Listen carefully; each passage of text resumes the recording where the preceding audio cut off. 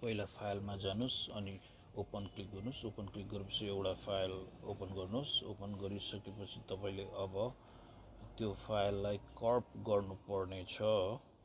कर्प गर्नको लागि कर्प tool use गर्नुस् र वाइड र हाइटमा 30 mm र 40 mm क्लिक गर्नुस्। त्यसपछि रिजोल्युसन 300 राख्नुस्। रिजोल्युसन 300 राख्नुस्। रिजोल्युसन 300 राखिसकेपछि तपाईले चाहिँ इमेजमा आएर कर्प टुलले कर्प गर्न सक्नुहुन्छ र आफूले चाहे जति एमाउन्ट चाहे जति इमेज चाहिँ काट्न सक्नुहुन्छ र तपाईले त्यसपछि सेलेक्ट टुलमा सेलेक्ट गरिसकेपछि कर्प गर्नुस्। इमेज कर्प गरिसकेपछि तपाईले अब नयाँ फाइल खोल्नु पर्ने हुन्छ।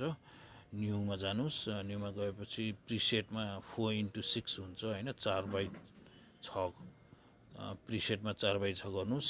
रिजोल्युसन 300 राख्नुस् हैन। रिजोल्युसन 300 राखिसकेपछि तपाईले मिनिमाइज गर्नुस्, ठुलो भएको छ र मुभ टुल युज गर्नुस्। मुभ टुल युज गरेर त्यो पहिलाको काटेको इमेजलाई चाहिँ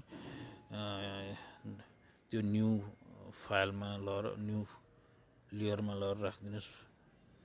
न्यू फाइलमा लगेर त्यसपछि अल्ट थिचेर त्यो इमेजमा चाहिँ अर्को डुप्लिकेट बनाउनुस्। फेरि अल्ट थिच्नुस्, अर्को डुप्लिकेट बनाउनुस्। अनि त्यो लेयरहरु क्रिएट हुन्छ नि, त्यसको बीचमा क्लिक गर्नुस्। क्लिक गरिसकेपछि मर्ज गर्न मिल्छ।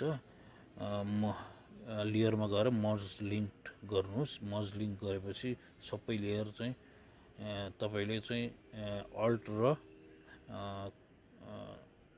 लेयरलाई ड्र्याग गरेर तानेर चाहिँ छिटो भन्दा छिटो चाहिँ तपाईले पासपोर्ट साइजको फोटो बनाउन सक्नुहुन्छ हैन।